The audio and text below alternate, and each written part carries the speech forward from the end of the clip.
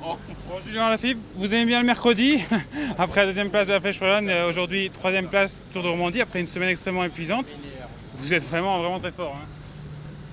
Alors, je sais pas si je suis vraiment très fort, mais encore une occasion de gagner aujourd'hui.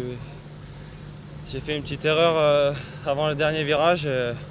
Albazini est passé vachement plus vite que moi. J'ai pris la roue, mais j'ai pas su remonter après, quoi. Donc voilà, il faut apprendre de ses erreurs. Aujourd'hui, c'est encore une occasion qui est terminée, donc on verra bien. On vous sent dur avec vous-même quand même. Après Liège, vous avez l'air plus déçu que content de votre deuxième place, alors que vous avez que 22 ans. Aujourd'hui, vous vous inclinez quand même face à Albazini, qui n'est pas n'importe qui, il a gagné 3 étapes la semaine passée. C'est votre tempérament, ça, de jamais être satisfait avant la victoire?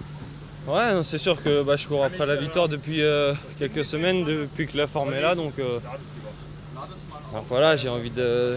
Ça serait bien que je gagne quand même une course avant la fin de l'année. Si j'y arrive pas, c'est pas la fin du monde. Je suis quand même très content de ma saison jusqu'à maintenant. Et voilà, avec l'équipe, on est très.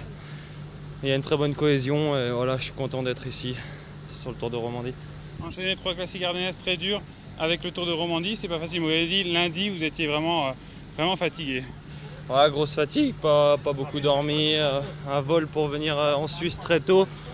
Et voilà, la pression un peu qui retombe, les émotions. C'était une journée un peu bizarre, mais voilà, on a fait une bonne performance quand même hier, 4e du contre-la-montre par équipe. Sachant que les 2 premières équipes ont de gros rouleurs, donc voilà, c'était quand même un bon contre-la-montre. Et en plus, c'était mon premier contre-la-montre par équipe avec Etix. Donc dans la roue à Tony Martin, c'était pas facile, mais c'était une bonne expérience. Et puis voilà, on va voir au fil des jours. Demain, c'est une autre étape. L'objectif justement pour les jours à venir, il y a Gianni Meersman qui va vite chez vous aussi. Il y a Rigoberto Urán qui sera plus pour le général. Vous, dans cette affaire, c'est quoi votre place?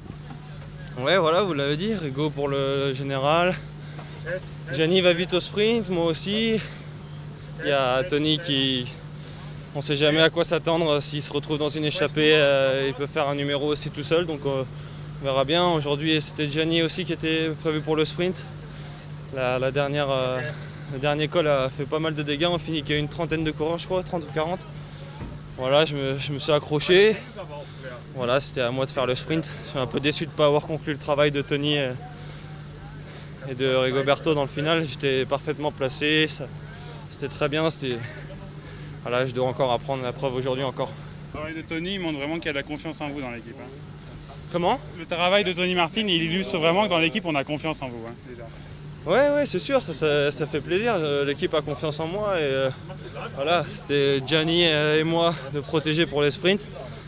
Voilà, Gianni a manqué un peu dans la dernière difficulté pour passer en haut. Moi, je me suis accroché, je bascule avec les premiers, donc ça m'a permis de faire le sprint derrière, quoi.